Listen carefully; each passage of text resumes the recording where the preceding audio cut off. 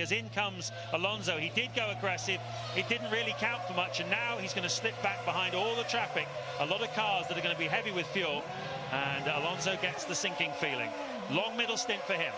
Yeah, James, it was worth a go, but Pat Symonds deciding that that's it. That's probably the end of the three-stop experiment, and it was down to those soft tyres. They faded, they grained quite considerably, and Alonso radioing back, saying the car was a right handful. So Pat Symonds, we think, took the decision then to switch him back on a two-stop. He doesn't want to get burned again and maybe take advantage of a later safety car. Oh, big crash! That's Nelson Piquet. And that is likely, I would have thought, to bring out a safety car, is it? It's off the line. There's the situation. It's a difficult place to recover a car from. The critical thing is he okay? Webber and Coulthard are pitted. If they get in before the... Sorry, guys. Had a little outing. That's the driver speaking there.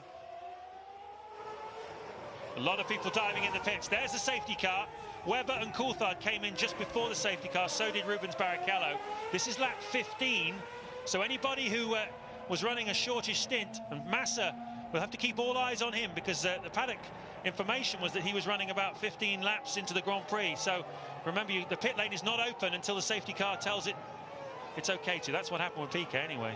Yeah, I mean, it looks a mess, but it's a relatively minor incident in terms of the energy level and the way that the car stopped. There'll be a lot of pieces all over the track. Now, if you get in early, before they close the pit lane, bit of an oil fire going on at the back there, that'll need an extinguisher. But if you get in early, you can get your pit stop out of the way. Then the pits are closed. Ted's down there.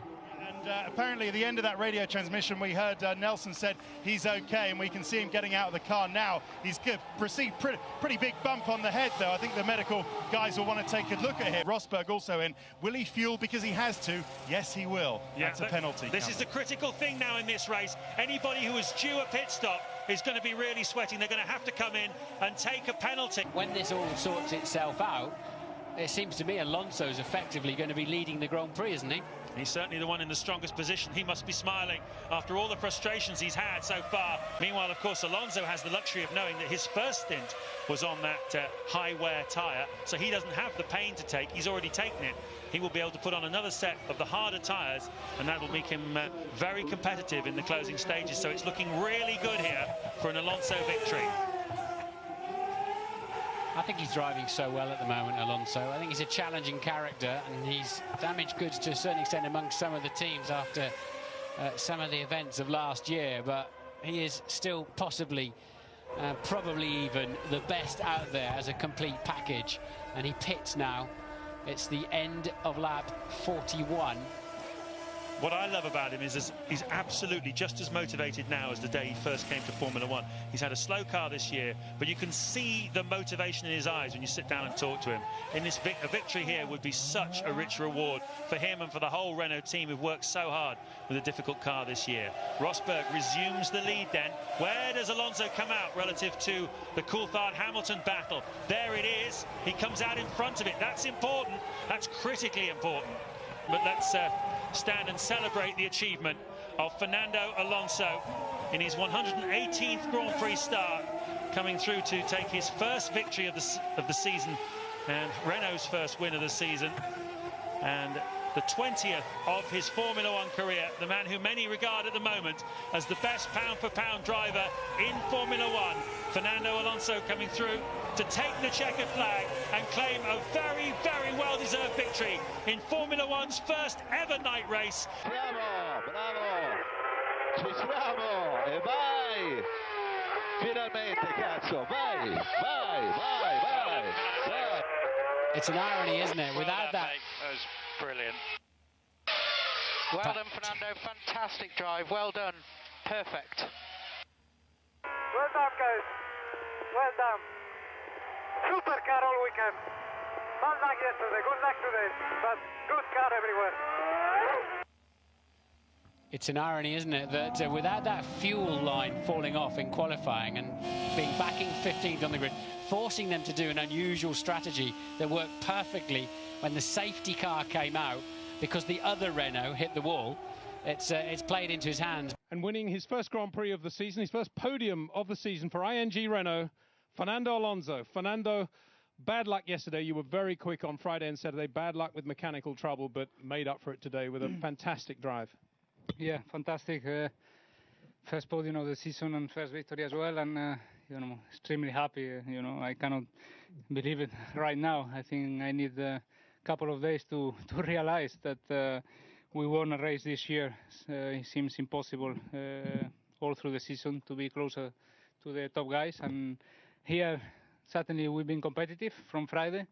As you said yesterday, unlucky in qualifying, and today very lucky in the race. Obviously we start at the back, and the first safety car I think helped me a lot, and I was able to win the race.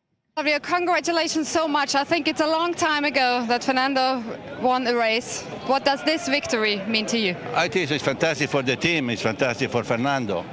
I mean, the car was very competitive. I was very sorry for yesterday when happened to him, but today was a completely different game, and a little bit lucky for the safety car, but after that he dominated the race. Yeah, it was a very exciting race. When did you believe it? I mean, with two safety cars. When did you believe it that Fernando really is going to win the race? In the beginning, we don't understand where you are, because we have a problem with the computer as well. We just have Fernando try to go quick as possible after we see where we are.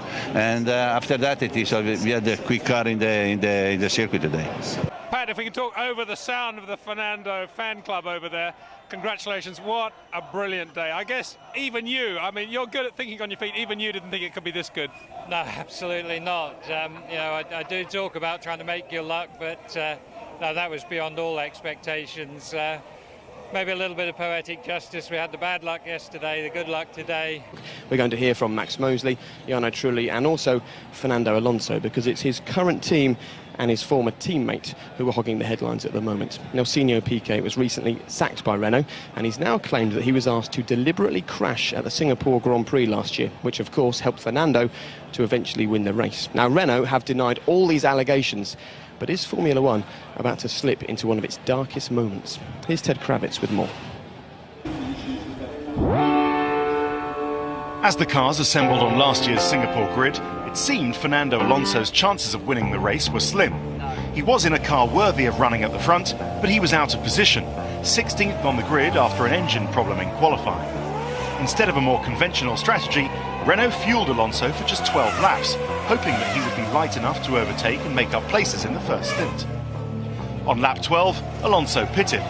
Just 2 laps later, his teammate Nelson Piquet crashed into the wall. The safety car was deployed, suddenly transforming Alonso's strategy. The other cars made their first stops behind the safety car.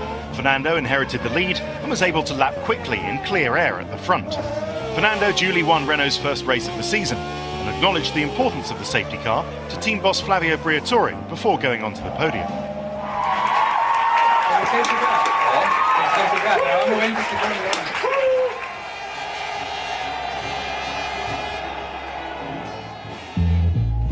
Fast forward 10 months, and after this year's Hungarian Grand Prix, Renault sacked Nelson Piquet.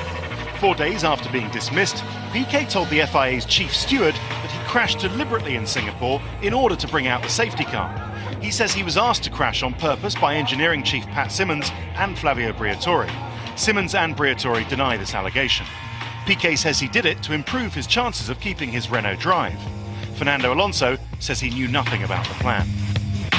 If you found out that you'd won a race because it was manufactured by a team, would you be happy with that? As the team said, we will not comment anything until everything is finished, so we'll see after.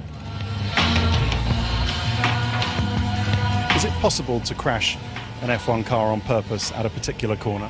It is, for sure, yeah. I mean, it's not that easy, but it's definitely possible to crash an F1 car on purpose. It depends what the situations are. Of course you crash on purpose. If someone's got a shotgun to your head, then maybe you go and do it. So it all depends on the situation and how bad it is. But it would take a huge amount for me to do that. There's no question about it. The FIA World Council will meet on Monday week to consider the evidence and come to a judgment. Piquet's sworn statement, a key part of the prosecution case, was leaked to the media this weekend.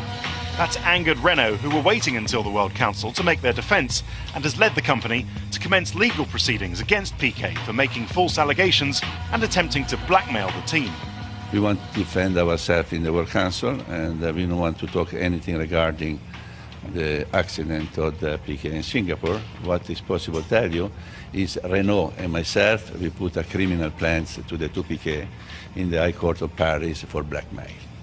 This is what I want to say today. Renault is a massive company, an important company, important for Formula One as well. How damaging has it been to the Renault company, all of this? It's a major damage, and this, I guarantee you, was not Renault to leak this, what happened today in the press. And what's your feeling towards Nelsinho now? The fact that we take him in the court for blackmail, so is pretty much is my feeling. You know Pat Symonds very well. How will this be affecting him personally and professionally? Well, I think anyone in that situation, will be deeply disappointed to have those suggestions made. And Pat's a guy I've known for many years, the highest integrity, so I'm sure he'll be very frustrated. All I can say is that someone wants Briatore's head. That's for me the very truth behind. The thing about Singapore last year is that you were fast. The car was fast anyway, and you won Japan, didn't you? So the pace of the car was there. Yeah. Of course, it's a big subject. Everyone wants to talk about, is it happening? Because unfortunately, people love bad news or controversial news, and this is a perler. This is a good one. Even by Formula One's high standards, this is a soap opera storyline of high intensity. Claim and counterclaim, threats, leaks and insinuations. A bitter ex-employee, but is Nelson Piquet a whistleblower or a blackmailer bent on revenge? Like all good soaps, we'll find out what happens next week. Well, Max, perhaps you could start by explaining to us how the allegations concerning Renault first came to the FIA's attention. Well, I was told by Nelson Piquet Sr., and then I just said, well, if there's anything in that, Nelson Jr. should simply make a statement. So he made a statement, and then we've looked at all the surrounding circumstances and also questioned some people. And we've sent the entire dossier to the Renault team, and we're now waiting for them to answer, because the one thing you know for sure is there are two sides to every story, and as far as we're concerned, they have to be considered innocent until they're proved guilty. Can you conceive of a team, though, asking a driver to crash solely to gain a win?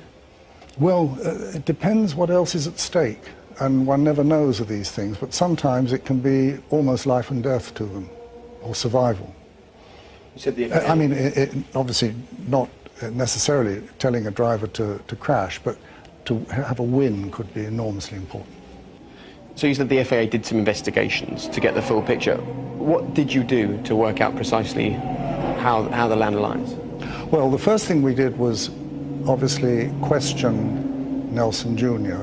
in detail at length, and we had lawyers there and also people from Quest, which is an investigation agency.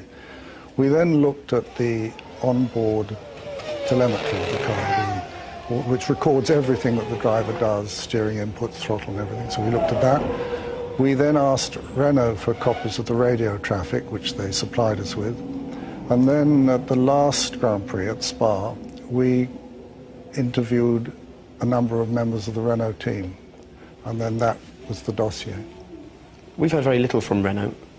What can you tell us of their stance at the moment? What's their position here? They haven't taken one yet, because they've got until, I think, the middle of next week to produce their dossier. And when they do, obviously, we'll look at it. But so far, we've had no official response from them. And that's as it should be. They need time to put their case together. So with the information you've gleaned from the Piquet side, and with nothing forthcoming from Renault, the only course of action open to the FIA was to take this to a hearing. You think there is a case to answer here? Well, there's quite clearly a case to answer. And if put round the other way, if having received that information, we'd said, well, that doesn't really matter, we're not going to do anything, that would have, I think, been enormously damaging to Formula One. Nelson Piquet has gone into one of the barriers. By Renault with immediate The first thing we did was question Nelson Jr. And there's quite clearly a case to answer. Briatore and Executive Director of Engineering Pat Symonds have a 2-year suspended ban for Renault, an indefinite ban for Briatore. Enormously damaging to Formula One. At the time, it was just another race, just another racing incident for Nelson Piquet Jr. A rookie, a simple mistake. No. Sackings, race fixing, the very integrity of Formula One called into question. And all because of what happened right here 1 year ago. Here's Ted Kravitz. Renault have admitted that they fixed last year's Singapore Grand Prix, but did they get away with it? Renault team principal Flavio Briatore and engineering boss Pat Simmons paid for it with their jobs, but the team is still in Formula One, and Fernando Alonso has kept the victory. No fine for Renault. The penalty for Renault is disqualification, but suspended for 2 years. So what that comes down to is, provided they don't do something similar within 2 years, they don't have any problem. I was genuinely relieved, as indeed every single member of the team was, because we all quite honestly thought this could be the end of our jobs. We've got to go home and start finding another way to pay a mortgage. We now know what happened. Nelson Piquet crashed on purpose so as to bring out the safety car. This wasn't spying on other teams or lying to the stewards. This was endangering spectators, marshals, and his own safety. The only debate is whether the plan to crash deliberately was Piquet's idea or Pat Simmons. Each one blames the other, so someone is still not telling the truth. Nelson Piquet's actions allowed teammate Fernando Alonso to reach the front and win the race. Myself and a lot of other people in the paddock last year, immediately after the race, suspected that there was something strange going on. Do you still count that race as a proper race victory for yourself? Yes, I do. Even though the team effectively manufactured it? Well, I think that's interpretation. There are many interpretations how you can win the race. You know, that was in very early stage of the race, and it was a long race to do, and you know, the car was performing well. I did no mistakes, and I still counting. The team may have got off lightly in the FIA court, but Renault have been hit in the pocket by the immediate withdrawal of title sponsor ING. The financial services company didn't want to be associated with a team that cheats. In an ironic twist, Piquet's replacement Romain Grosjean spun in precisely the same place in the same way here in practice yesterday. At least new Renault boss Bob Bell could see the funny side. Your team's been embroiled in a race-fixing scandal. Your major title sponsor has walked out on you in the middle of the season. How's your first week as team boss going? It can't get worse, can it? I can only look good in a situation like this, whatever I do, so we'll deal with it. We've dealt with a lot of ups and downs in the past. We are fundamentally strong, committed. Parent Renault are right behind us, and we're going to get through this, and we're going to demonstrate again to everybody that we can pull back and be at the top as we used to be. By being granted immunity by the FIA in return for his evidence, Nelson Piquet is free to race again in Formula One if he can find a team that wants to employ him. Pat Simmons admitted that he'd fixed the race with Piquet and has been banned from FIA Motorsport for 5 years. But after an anonymous whistleblower within the Renault team confirmed that Flavio Briatore knew about the plan, the FIA banned the Italian for life. Flavio's vowed to clear his name, but his downfall has been dramatic. The flamboyant, charismatic showman whose world has collapsed. And it's sad to see a career end like that, but what else could we do? Everyone watching is concerned. Yeah, they want to know if this is endemic in Formula One. Is everyone cheating? No, not at all. No, it's just, you know, there's always, everywhere you'll always find, it has been in the past, will be in the future, individuals that do rubbish, you know, and you can't change that. I'm sure the real racing fans, they love to see racing, they love to see battles, they love to see, that's all, from my experience from growing up, that's what I wanted to see. I didn't want to see all the other stuff. I wanted to see people racing wheel to wheel, touching if they had to. Wheel to wheel stuff, look at this. At the end, the best drivers getting at the front and the best teams winning. And I'm sure the real racing fans out there really want to see that. What does it mean for the future of Formula One? I don't think it means anything. I think we now go on, we have problems from time to time. As long as we solve them and deal with them properly, that's fine. The FIA believe they've drawn a line under the whole affair. Whoever else has bent the rules in Formula One, Renault's will live on as one of the worst cases of cheating in sporting history. It remains to be seen if Formula One has learnt its lesson, or are the demands for success too great that someone will always be inclined to take the easy route to victory.